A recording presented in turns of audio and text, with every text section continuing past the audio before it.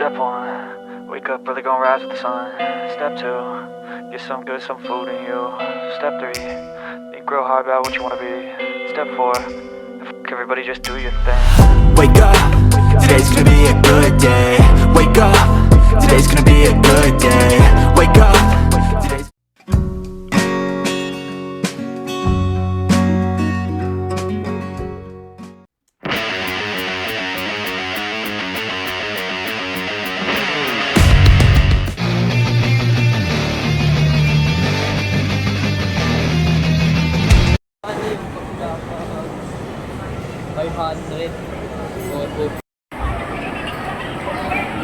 Kita mo yung volunteers?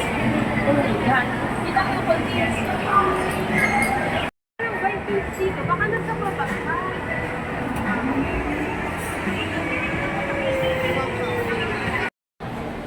Bye po, mag-sing show. Ay, isang coconut coffee. Spring roll. Ilang ko sa mga Siguro lang ano. Gusto mo mag-ano cake? Slice cake.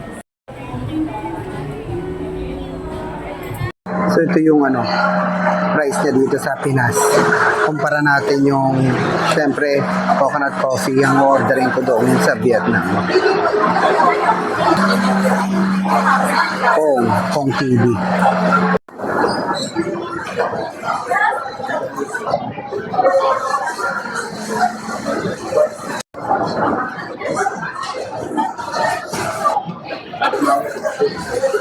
montage.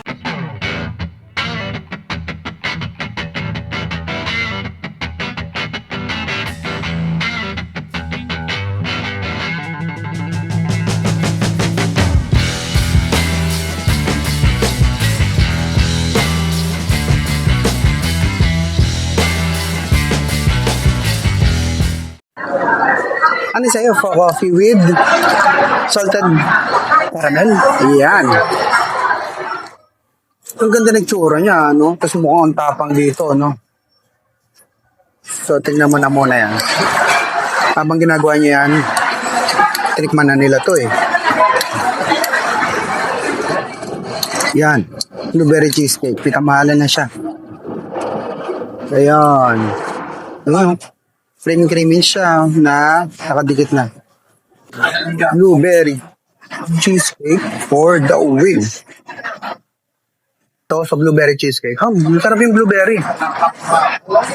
Sakto yung asim niya. Tamis. Ito. Tamis. Tapos yung kapal ng lasa ng cheesecake. Yeah. Ito naman. For coffee with salted caramel. Salted caramel? Yeah.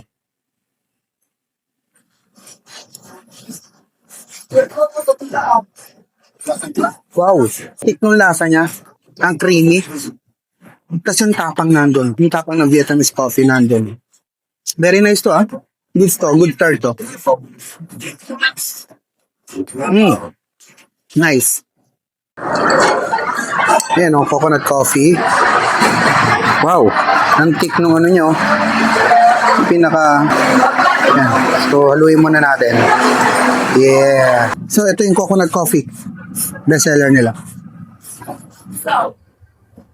Tapang. Ang tapang na nasa ibabaw. So, kainin natin yung nasa gitna.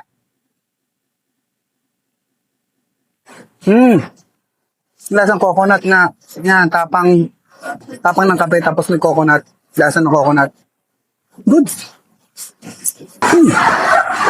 Good, very good. Paano kaya, kung nandito tayo sa Manila ngayon, sa Cubao, try ko kaya ito sa Vietnam.